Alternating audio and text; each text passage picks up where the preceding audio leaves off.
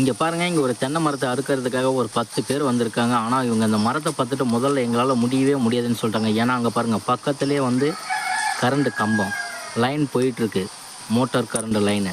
ஆனால் அதையும் தவிர்த்து இங்கே பக்கத்தில் பார்த்தீங்கன்னா சுற்றியும் மெத்த ஓடுங்க. ஆனால் இந்த மரத்தை பார்த்துட்டிங்களா, செம்ம ஹைட்டுங்க, 50 அடி உயரம் இருக்கும். ஆனால் இந்த மரத்தை அறுக்க முடியாதுன்னு சொல்ல அங்கே இருந்த 10 பேரில் ஒரு பையன் மட்டும் என்ன சொன்னார், நான் வெட்டி தரேன்றாரு. ஆனால் என்ன சொன்னார், நான் வெட்டி தரேன், இவ்வளோ கூலி கொடுத்துருக்குன்னு சொன்னார். எப்பா நீ எவ்வளோ காசு வாங்கினாலும் பரவாயில்ல, இந்த மரத்தை எப்படியே வெட்டி கொடுத்தாரா சாமின்னும். இந்த பையன் என்ன பண்ணாருங்க, அப்படியே கிட்டு மேலே ஏறினாருங்க.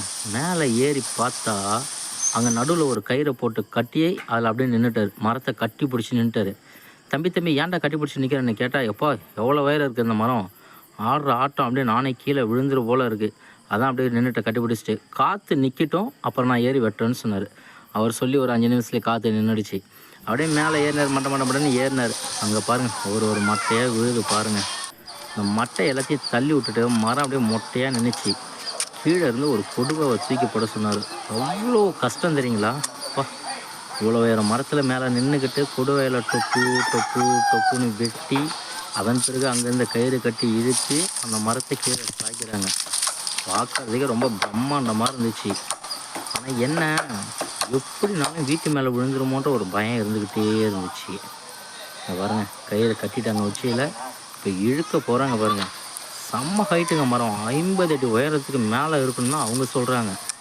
2 மரம் அந்த மாதிரி, 2 மரம், ஒரு மரம் இல்லை 2 மரம் பாருங்க. அப்பா மாதிரி 65 இருக்குங்க, செம்மையாக ஹைட்டுங்க. அப்பா இழுக்கிறாங்க, இழுக்க முடியல. மறுபடியும் அவ்வளோ உயரம் ஏறணும்னா ரொம்ப கஷ்டம். எப்படியே இழுத்து அந்த வெட்டின வரைக்கும் உடைச்சே ஆகணும்.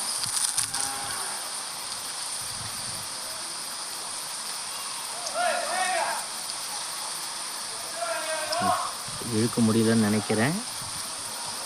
நீங்களே பாருங்க, லைவாக ஓடிட்டு இருக்கு.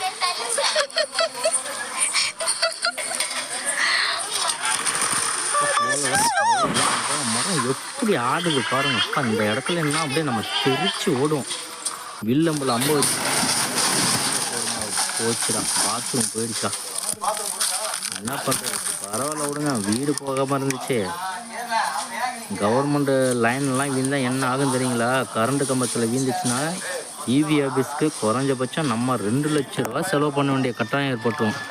ஆனால் இந்த தம்பிங்க வெறும் 2000 ஒரு மரத்தை ஃபுல்லாக வெட்டி கொடுக்குங்க. பாருங்கள் எவ்வளோ ஹைட்டுக்கு பாருங்கள். செட்டு கொட்டாங்க,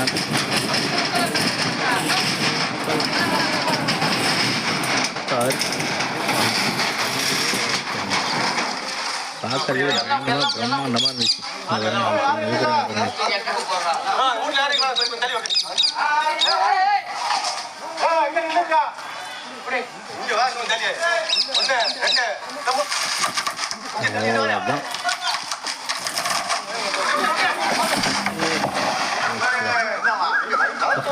என்ன ஹைட்டு, ஆனால் செம்ம டேலண்ட்டுங்க. ஆனால் இந்த மரம் விழும்போது இந்த மரத்தை வெட்டுறவங்களாம் தப்பி தவறி பக்கத்தில் இருந்துட்டாங்க, அதெல்லாம் மேலே வந்து நசுங்கி.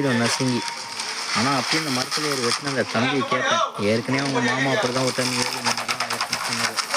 அந்த வேலை ரொம்ப கஷ்டமான வேலைங்க. சூப்பர்.